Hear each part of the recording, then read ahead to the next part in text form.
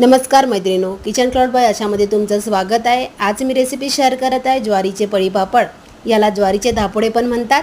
तर मी याच्यामध्ये जे कुरडईचं आपलं चीक असते त्याचं जे वरचं पाणी असते ते पाणी याच्यामध्ये वापरत आहे आणि साध्या पाण्याचा पण वापर करत आहे।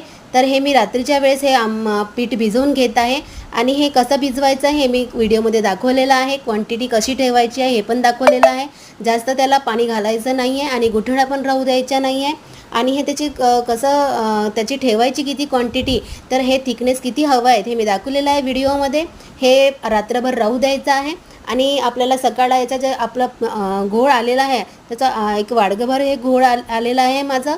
हे वाडगभर घोळ आलेला आहे तर ते त्याचा आपल्याला एक वाडगभर घोळ आलेला आहे।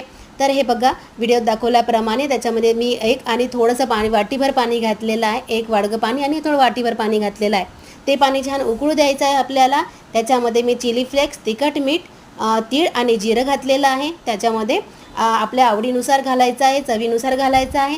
हे छान उकळू द्यायचं आहे पाणी। याच्यामध्ये एका हाताने आपल्याला हे घोळ घालायचं आहे उकळत असताना आणि दुसऱ्या हाताने आपल्याला मिळवायचं आहे चमच्यांनी आणि हे छान शेवटपर्यंत मिळवत राहायचं आहे जेणेकरून खाली बुडाला लागलं नाही पाहिजे ते। आणि हे असं जसं जसं शिजत जाते तसं तसं ते घट्ट येत जाते आणि ते वर येत जाते, त्याला पुटकुळ्या फुटत जाते। जसं जसं त्याचा थिकनेसपणा वाढतो त्याच्यात बघा व्हिडिओत दाखवल्याप्रमाणे हे जसं फुटकुळ्या फुटल्या म्हणजे हे आपलं हे पापडाचं घोळ रेडी आहे हे समजायचं। याची टाकायची एक प्रोसिजर आहे। याला कॉटनचा कपडा ओला करून त्याच्यावर हे एक एक पळीभर टाकलेला आहे।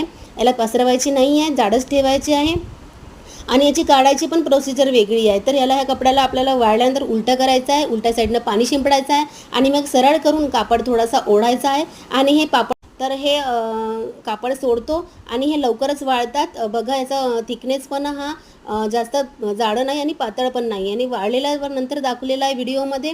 हे बघा आणि तळताना पण हे मंद आचेवरच तळायचे असतात कारण की हे लवकर जळतात आणि हे तळल्यानंतर खूप सुंदर आंबट पण लागतं। त्याला भाजून पण खाता येते आणि तळून पण खाता येते।